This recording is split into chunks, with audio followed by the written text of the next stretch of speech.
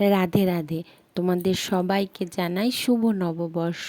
পুরো বছরটা তোমাদের অনেক আনন্দে কাটুক, অনেক ভালো কাটুক। এখন বাজে সকাল 8টা, ওদের খেলার মাঠে পুজো হচ্ছে, ওরা দুজন ওখানেই গেছে। বাড়ি চলে এসেছে। এই যে দুধটা গরম করা হয়ে গেছে, ওদের দিয়ে দিয়ে সকালের খাবারটা বানাবো। আজকে সারাদিন নিরামিষই রান্না হবে, কারণ বিয়ের পর প্রথম আমরা এই বাড়িতে থাকতাম না। প্রথম যেদিন এই বাড়িতে গৃহপ্রবেশ হয়েছে সেই দিন ছিল পয়লা বৈশাখ, ওই জন্য পয়লা বৈশাখে আমি নিরামিষই রান্না করি।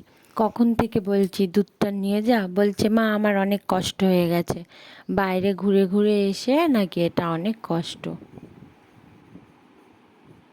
এই যে সকালের খাবারটাও করা হয়ে গেছে। আজকে বানিয়েছি সুজির পোলাও। এটা ওরাও ভালো খায়, আমারও খেতে ভালো লাগে।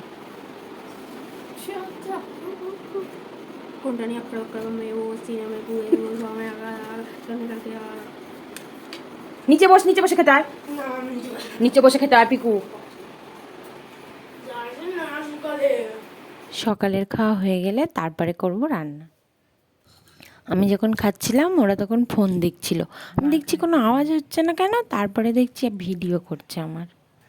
দুপুরের মেনুতে এটাই ছিল, তখন আর কোনো ভিডিও ক্লিপ নেওয়া হয়নি।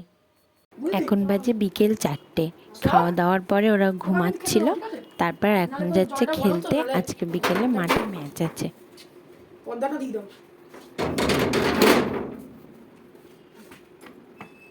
পিকু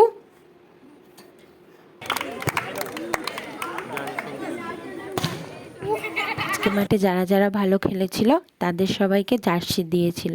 বাড়িতে এসেই বাবাকে আর দিদুনকে ফোন করে সব বলা হয়ে গেছে, আমিও তোমাদেরকে দেখিয়ে দিলাম। আজকের মতো ব্লগটা এখানেই শেষ করলাম। সবাই খুব ভালো থেকো।